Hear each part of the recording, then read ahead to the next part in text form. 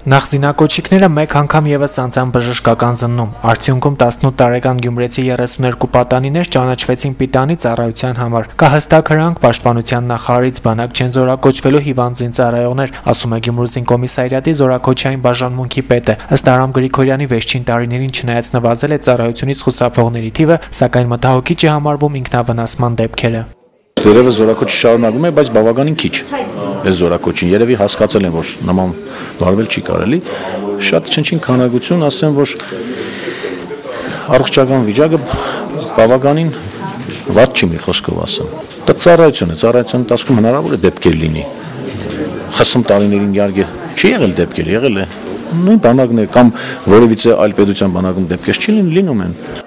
Ընդհանուր առմամբ պատկերը նախորդ տարիներից շատ չի տարբերվում, ավելացել է հոգեկան հիվանդություններ ունեցող զինծառայողների թիվը։ Եղել են դեպքեր, երբ ազգային բանակ զորակոչված զինծառայողի մոտ հիվանդության կրկնություն է նկատվել։ Սա նշանակում է, որ բուժման կուրսերը լիովին ավարտված չեն եղել։ Վերջին շրջանում երիտասարդների մոտ նկատվում է նոր հիվանդություն, որն ուղեկցվում է կրծքագեղձի մեծացմամբ, ասում է բժշկական հանձնաժողովի ավագ բժիշկը։ Ունենք նյարդաբանական հիվանդություններ, մեծ մասամբ տրավմաներից հետո հետտրավմատիկ վնասվածքները, որոնք կարող են տալ տարբեր փոփոխություններ արդեն նյարդային սիստեմի կողմից, եւ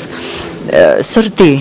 կողմից ունենք հիվանդություններ։ Բաքում հավաքված զինակոչիկների ծնողների ցանկությունը մեկն էր, որ իրենց որդին հայրենիքի արժանի զինվորը դառնա, պատվով կատարի հայրենիքի նկատմամբ պարտքն ու վերադառնա։ Չնայած վերջին շրջանում շատ են խոսում բանակում տիրող անառողջ մթնոլորտի մասին, բայց դա պատճառ չէ, որ խուսափեն ծառայությունից։ Յուրաքանչյուր հայ երիտասարդի պարտքն է ծառայել բանակում, գտնում են զինակոչիկների հարազատները։ Առողջություն, երկրին է խաղաղություն։ Պարտքն է մեր որդուս ծառայել հայրենիքին,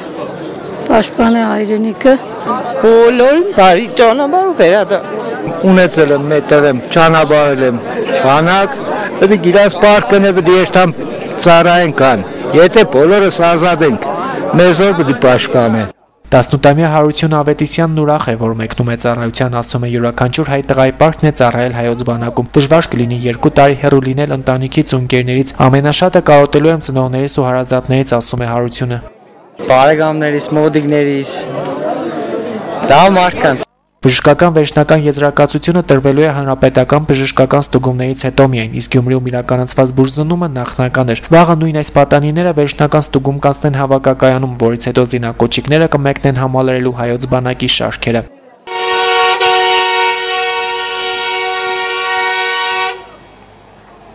Փայլակ Վարդյան, Մարտուն Գրիգորյան, Գալանյուս։